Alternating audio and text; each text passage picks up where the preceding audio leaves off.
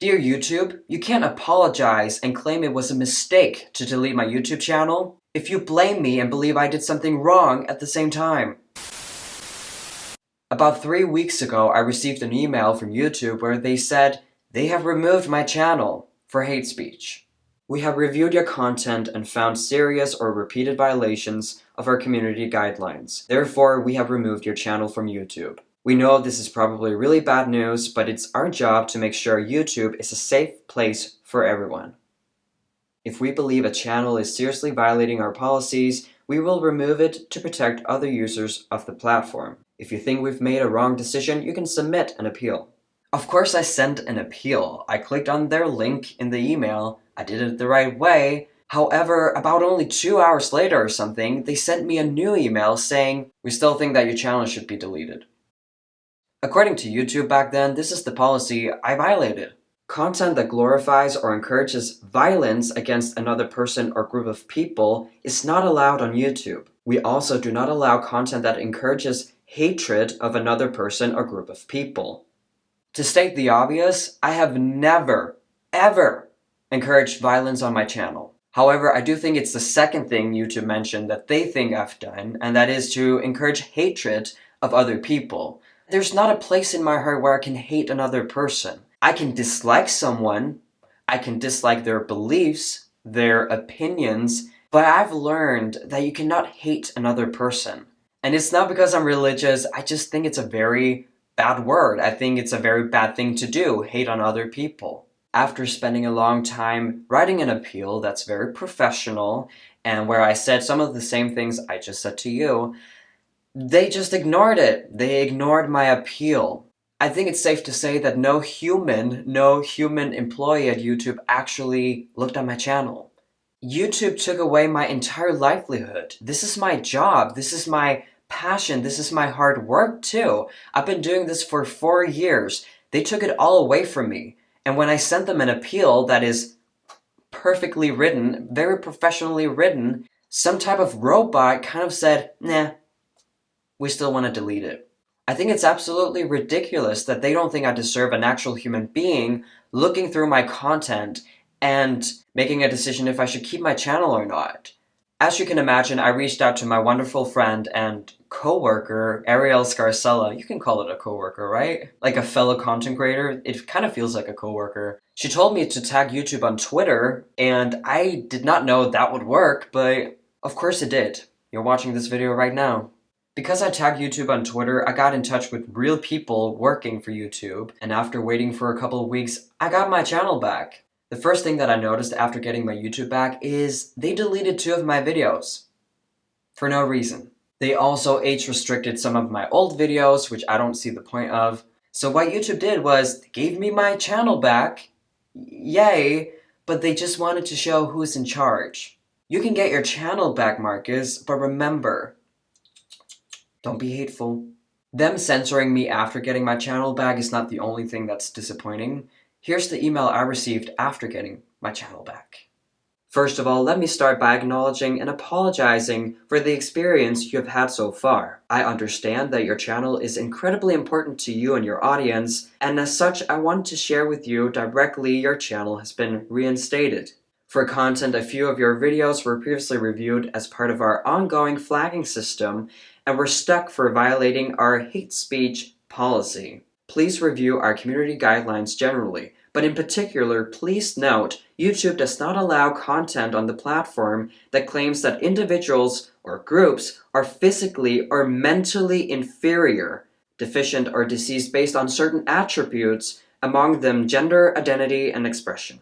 This includes statements that one group is less than another, calling them less intelligent, less capable, or damaged. When such violations are detected, we review the content and take appropriate action, including removing the content. While the safety of our creators, viewers, and partners is our highest priority, in this case, it resulted in a mistaken action of our policies. When we realized this, we took appropriate action to reinstate your channel. Well, thank you. Dear YouTube, you can't apologize and claim it was a mistake to delete my YouTube channel if you blame me and believe I did something wrong at the same time. That doesn't make any sense. I would to some degree understand if YouTube deleted my channel automatically because a lot of people reported my channel, but it's simply and obviously not the truth that YouTube gave me my channel back the minute they realized it was a mistake to delete it in the first place. I sent them an appeal, a very long professional appeal, shortly after my YouTube was deleted. This was clearly politically motivated, and the ban was not a mistake. If this ban was simply a mistake, why do I need to read a specific guideline? I have done nothing wrong, period. You can't argue with that. The main message of my channel is, I hope that everyone is feeling well. I want everyone to feel well, to feel comfortable in their own skin. What we're seeing right now in our culture is not making people happy, it's only making people more miserable, and I don't like that. In today's culture, we have medical professionals who are extremely powerful people, guilty of medical malpractice, and potentially ruining a lot of people's lives. Me calling that out, thinking, hey, I don't think it's okay to misdiagnose someone on purpose because of your ideology, should not be a problem. I think it's actually just common sense, and I think my intentions are very effing clear. I don't view a group of people as less than another just because I say, you're not trans, you're not trans, you're not trans. Do you know why I keep saying that? Do you know why I keep making the distinction between real transsexuals and fake transsexuals? It's because they receive the same type of treatment that is irreversible, damaging, and if you regret that treatment because you were wrongfully diagnosed, you will live with horrible consequences and side effects for the rest of your life. It's almost like I actually care about people, but YouTube apparently disagrees with that. I keep saying that some people are not trans on my channel because I hope that they get the right treatment, the right diagnosis and medicine, because they will not benefit from a medical transition when they're not dealing with gender dysphoria. You're not dealing with gender dysphoria if you don't make any effort to look like the opposite sex, if you're heavily influenced by gender ideology and have some sort of political goal when identifying as trans. You know what? I have every right to say that some people are more damaged than others because I'm doing it in the name of tolerance. I call out people who are using the trans identity label in order to excuse their harmful behavior. We cannot gain more acceptance in society if we don't condemn bad behavior. Reading this email, it is obvious that YouTube has a problem with me acknowledging gender dysphoria as a mental disorder. It's ironic because there's a 99.9% chance that this person writing me this email is not trans, and he's telling me, a gender dysphoric person, what I can or cannot say about my own experience as a trans person. When I say in my videos that this person is not trans but has borderline instead, or other mental health issues, I'm not saying it to be mean, because I still see them as a human being who's not feeling well, and I just want them to feel well and comfortable in their own skin. I don't know about YouTube, I don't know how ignorant they are when it comes to mental health issues, but at least for me, I'm just trying to help. So just because I state that someone probably has this certain mental disorder, it doesn't mean that I have anything against that disorder. YouTube is really exposing their ignorance. It's really funny though. I got really overwhelmed being on Twitter during the ban because so many people defended me. I cannot express how grateful I am for all of you defending me, standing up for me. It was such a great thing to see because I was so depressed. I was really depressed during the ban. I thought I've lost everything. Everything that I've been working on for 4 years. I was really panicking. And I also thought that I lost you. Even though I was panicking during the ban, I never felt like I was alone because so many of you reached out to me and to YouTube. All of it was so heartwarming. You have no idea. I especially want to thank Ariel for being there for me and tagging YouTube every single day after I got banned to get their attention. It's really ironic how Ariel is being called a TERF and a transphobe when she spent so much energy trying to get a trans person's job back. If you're truly a transphobe, you wouldn't be doing that. Which is funny because a lot of people were actually applauding that I lost my channel and are a little bit disappointed that I got it back. Guess who these people are who don't want me to get a job, pay my bills, or have the right to speak? It's coming from the trans community.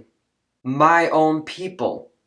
I also noticed how other coworkers of mine, fellow content creators, such as Blair White, Odin's Men, Sarah Higdon, Bug Angel, Sydney Watson, and many more defended me publicly, wanting me to get my YouTube channel back.